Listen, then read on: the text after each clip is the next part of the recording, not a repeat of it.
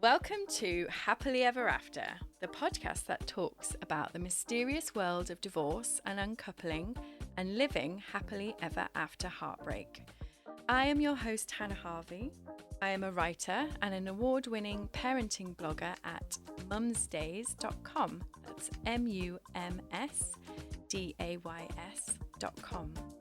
It would make my day if you could subscribe and leave a review so more people can find this podcast.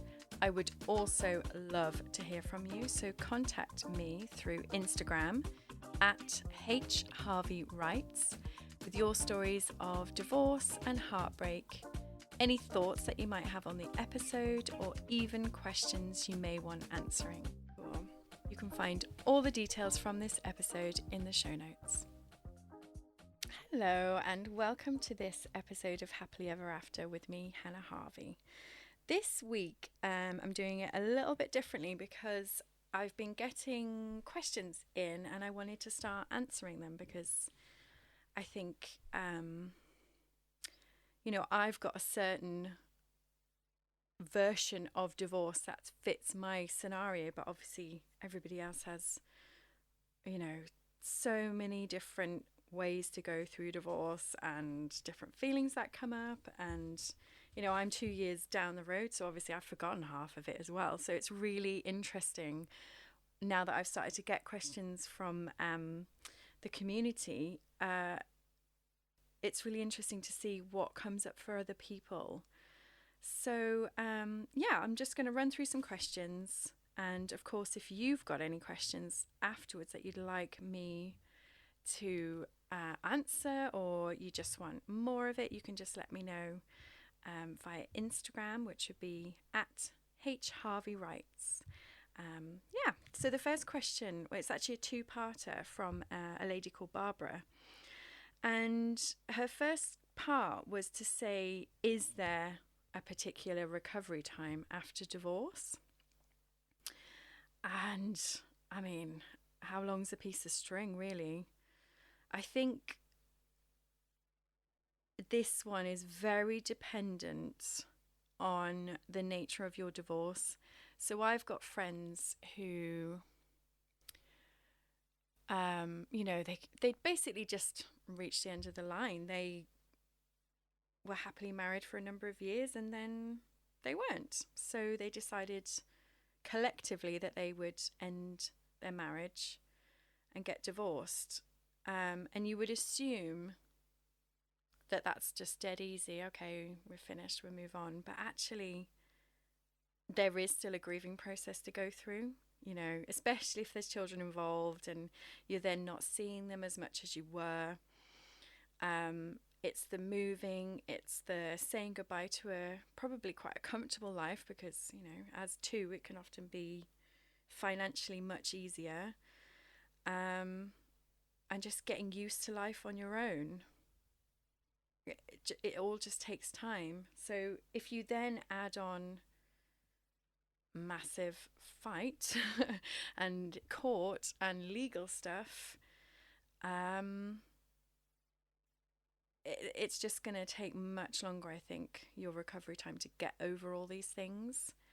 And I personally found, if you want more about grief during divorce, I've done a whole episode on that,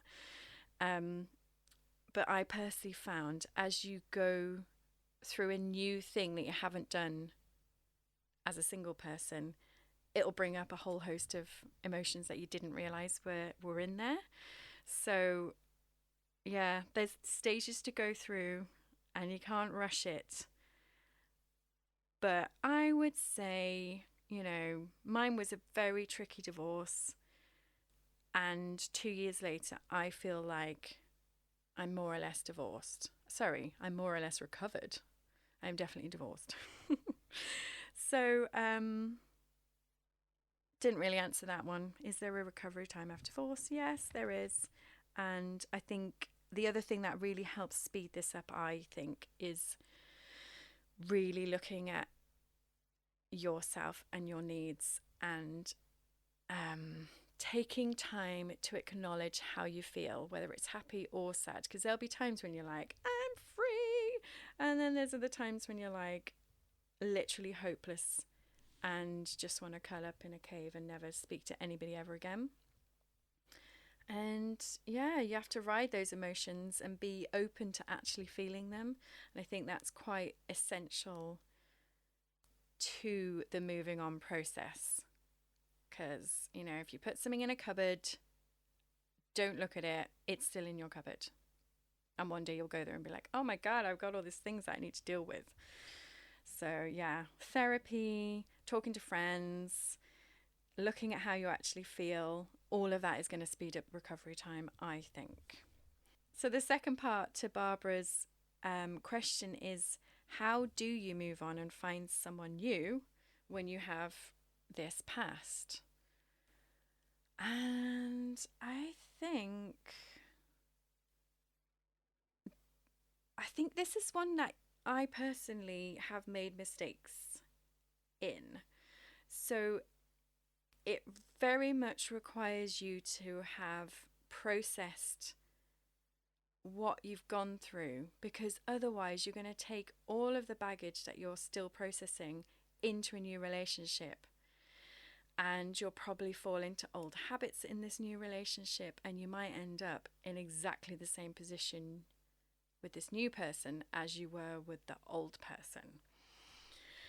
So it's really tempting when you've had your heart broken, or you know you're newly single and you don't like it, to then look for that external validation and be like, I need somebody new, anybody, please somebody love me, I'm really, really sad.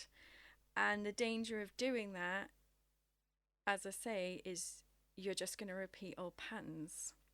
So I think, you know, I'm not going to say don't do it at all, because we are going to. And man, I made some terrible decisions soon after my divorce, purely from a place of hurting badly. And it's all part of life's journey, isn't it? It's like I've learned so many lessons along the way that I wouldn't have learned if I hadn't made those mistakes. So you do have to go in with an element of like, well, it feels right now, and I'll deal with it if it's not. But yeah, I do think the chances of finding true love before you're recovered is maybe not as high as if you have taken that time to get to know yourself and what you truly want from a relationship with somebody else.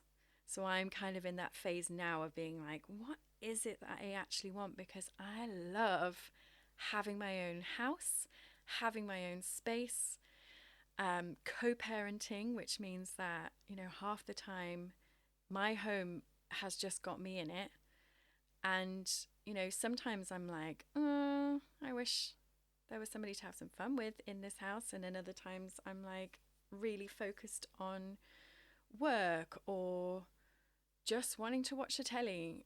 And I love the fact that I can do that. And as soon as you start adding somebody else into the mix, that changes.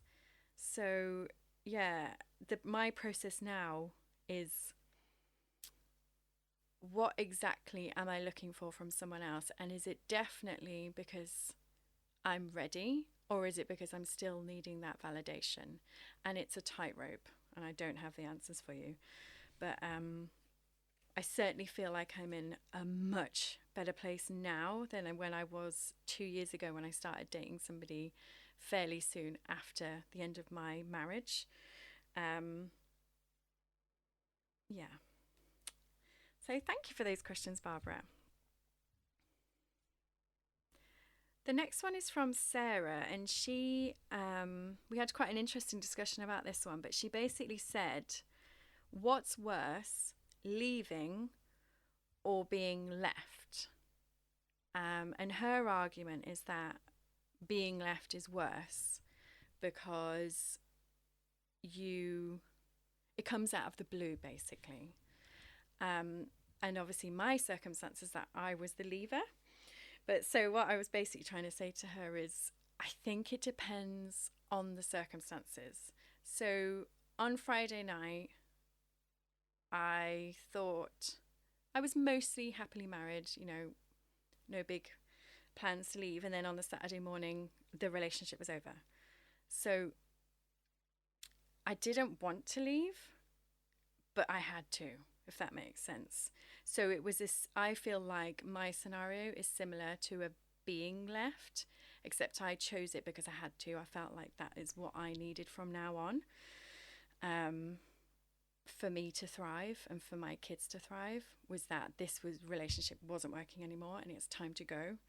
And there were times when I really didn't want to have left. It was really hard. I was really sad. And yeah, it was still, it's maybe not as bad as being left if it really came out of the blue.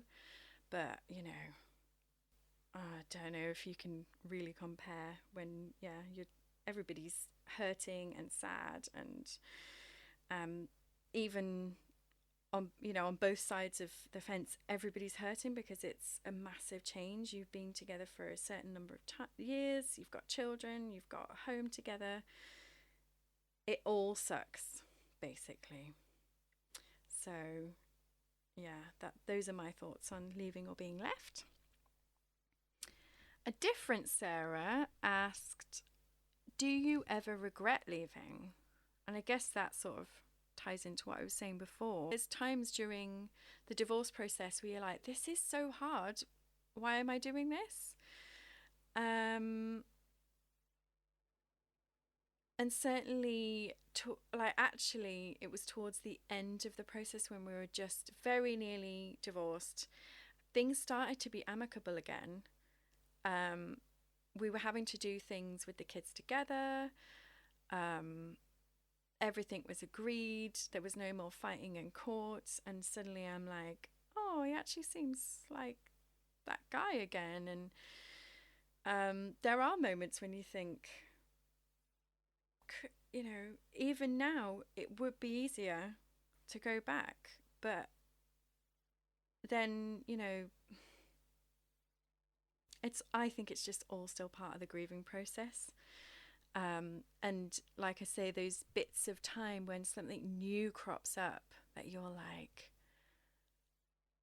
it just catches you out and you haven't had to deal with it yet. So your brain defaults to what it's used to.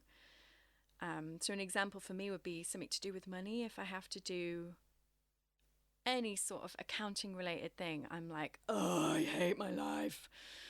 And it makes me go, I wish I had my ex to come and sort it out for me because he was really good at that. You know?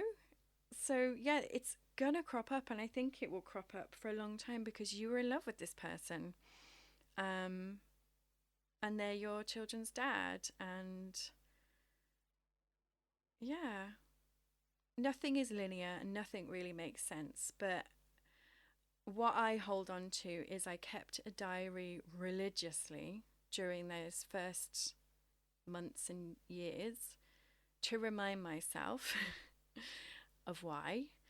And, you know, the conversations that I've had with friends and my parents, all that kind of stuff is very helpful just to keep in mind the process that you have been through, because it's easy to forget and it's easy to have rose tinted specs once you've been through it all. Your brain's like, whoa, that was really traumatic, let's forget it all.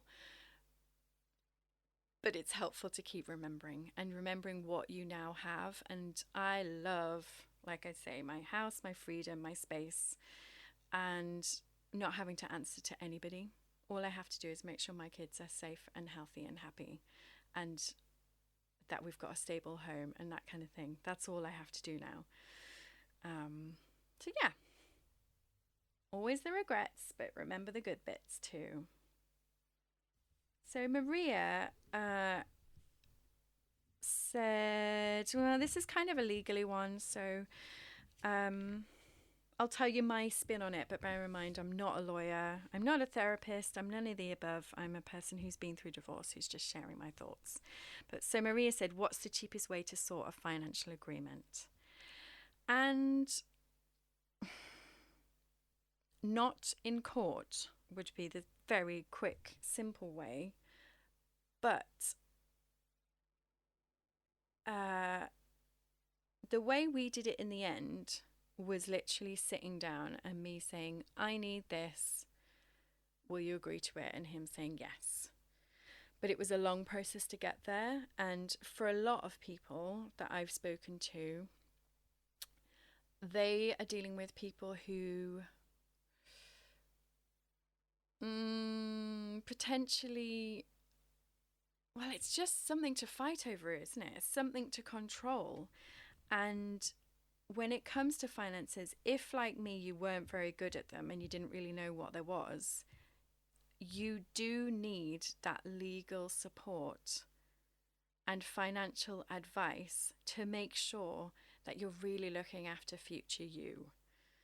So, whichever way around you want to do it, unless you've got a really strong handle on what finances you actually have in your as a married couple, I would always go legal. And in fact, I've got friends who had a very amicable divorce. They both know exactly what they had, but they still made sure they did everything by the book and did it legal, just to make sure, just so everybody was covered. So, you know, the cheapest way is obviously over the kitchen table, but I would say, unless you are super confident, always get the legal advice, even if it's going to cost you a little bit, because it just protects you and makes sure that you get exactly what you actually deserve, not what you're being told you deserve. So I've got one more question from Sally, which made me laugh, and I will share it with you after this quick break. I would love to invite you to join the Happily Ever After community. We now have a closed Facebook group where we talk about all things post-separation, support each other, and it's just a great place to ask questions, talk about how you're feeling, and to move away from the dreaded isolation that divorce and separation can cause. Within this group is a monthly live Q&A session with me and often an expert guest. And they are so much fun. We basically all get together and you can ask your specific questions live, or you can send them in advance and I'll get them answered. And as we move into the winter months, I'm also going to be introducing a free forest yoga class with meditation, which you can either do live with me or just watch back later. So if this sounds like something you would like to join, please head to hannahharvey.uk/community and sign up for the newsletter. I will send you an invite to the Facebook community and also keep you up to date with any news such as the live Q&As and the next yoga.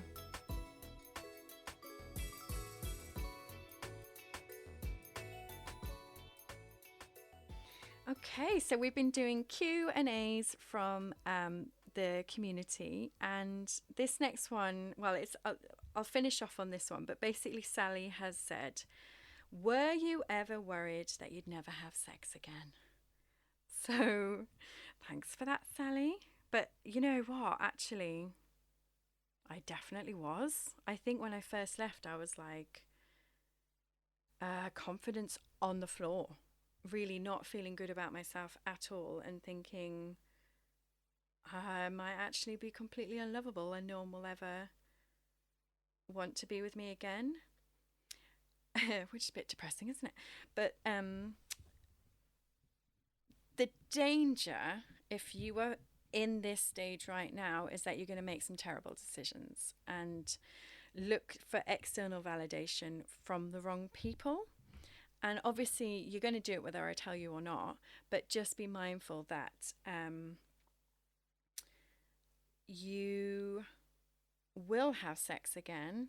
You'll have sex with nice people who really care about you, and you are good enough.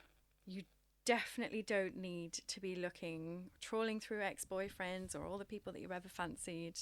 Just me. Trying to find somebody to make you feel better about yourself, because it won't make you feel better about yourself. Almost certainly, from my experience. So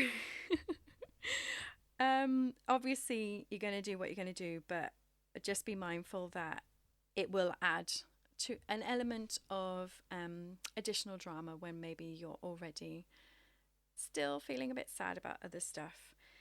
And yeah, we will all definitely have sex again. Hooray! So that is the end of this Q&A episode. If you enjoyed it, please send me more of your questions. I'd love to hear them because that was really fun. Thank you. Okay, have a great week, and I will see you next time for another episode of Happily Ever After with me, Hannah Harvey. I would be forever in your debt if you could leave a review and subscribe, as this helps more people find our podcast. And of course, if you have a friend who might enjoy this episode, please do recommend they listen too. For anything else, thoughts on this episode or questions for future episodes, you can get in touch with me either through Instagram at hharveywrites or by my website hannahharvey.com.